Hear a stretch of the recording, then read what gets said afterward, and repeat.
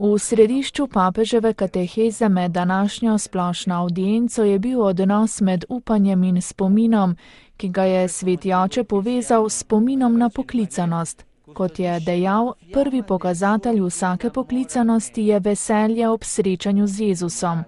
Zakon, posvečeno življenje, duhovništvo, vsaka poklicanost se začne s srečanjem z Jezusom, ki nam daje veselje in novo upanje.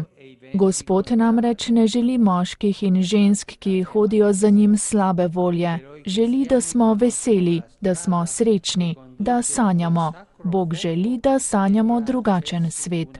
Papež je katehezo začel s pojasnjevanjem klica prvih Jezusovih učencev.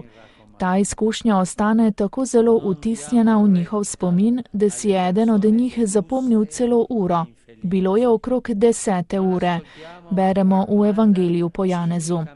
Evangelist Janez opisuje prizor kot jasen spomin iz mladosti, ki je ostal nedotaknjen v njegovem spominu kot ostarele osebe.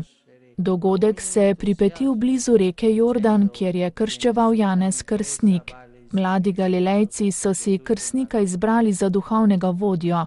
Nekega dne pa je prišel Jezus in se v reki dal krstiti.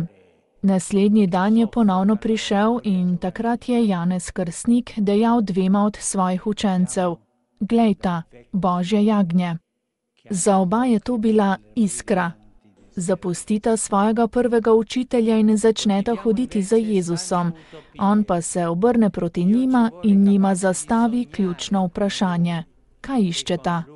Jezus se v evangelijih pojavi kot strokovnjak za človeško srce, je dejal papež. V tistem trenutku je srečal dva mladeniča, ki sta bila v iskanju in na zdrav način nemirna. Ali je mladost, ki je zadovoljna in brez vprašanja po smislu, zares mladost?